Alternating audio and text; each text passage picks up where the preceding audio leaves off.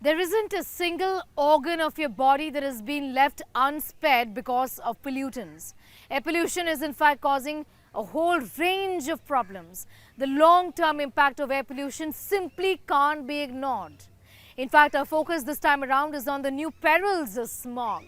Renal failure, cardiac arrest, diabetes, dementia, Alzheimer's, reproductive issues, fertility problems. This list really is endless.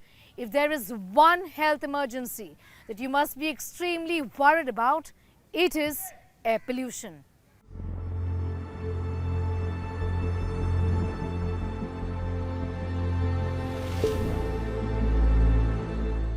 Are your eyes watery?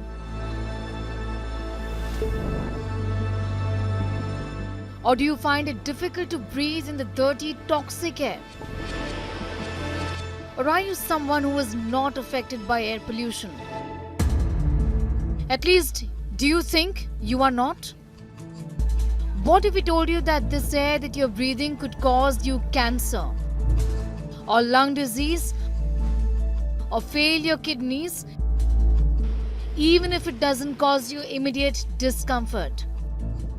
Complications are two parts. One is the pulmonary complication related to the lungs. The other are the non-lung related complications. In the non-lung related complication, it could involve the heart, result in heart attacks, atrial fibrillation, different kinds of arrhythmias. It could result in brain strokes.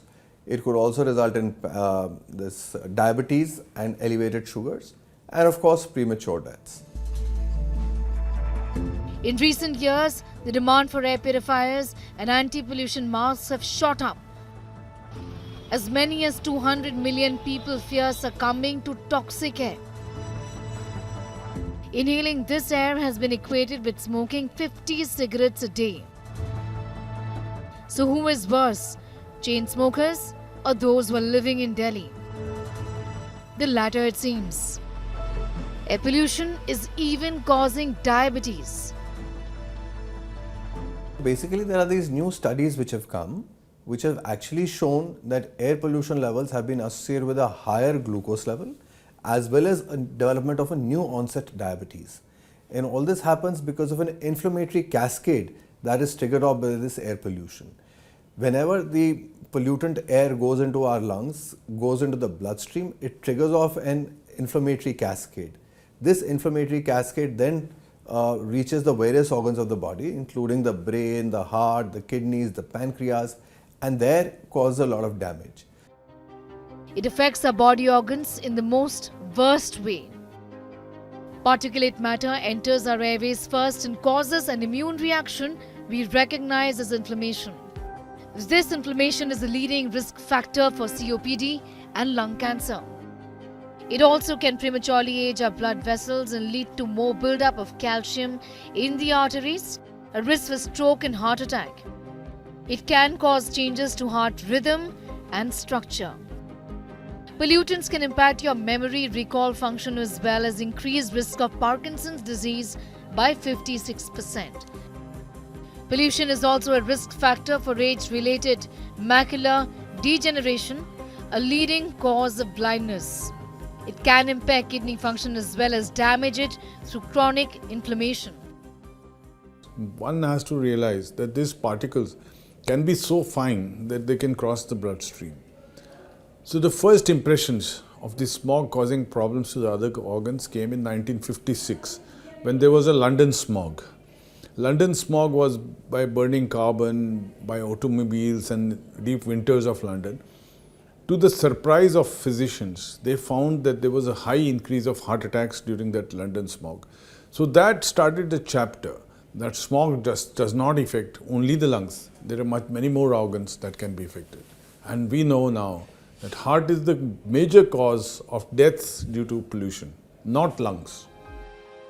There is now a growing body of evidence to link air pollution with cancer. A study led by the Harvard T.H. Chan School of Public Health in the US and published in Environmental Epidemiology in August 2023 has found that chronic exposure to fine particulate air pollutants and nitrogen dioxide raises the risk of 4 types of non-lung cancers in cancer-free older adults. If you look at the recent studies which are available, not only the lung cancer, air pollution can lead to almost every cancer, and in the recent past we've had studies in which it has been found that these small particulates, that's called as PM 2.5, they are such fine particles that when we inhale them, they are able to go through the deeper part of the lung to the blood, and from the blood they go and settle into various organs of our body and cause cancer. Even low levels of exposure to air pollutants are found to make people particularly susceptible to developing these cancers, in addition to breast and endometrial cancers. The full extent of deeper impact of air pollution on our health is just beginning to be acknowledged and understood. With Sabha Ikram, Bureau Report, India Today TV.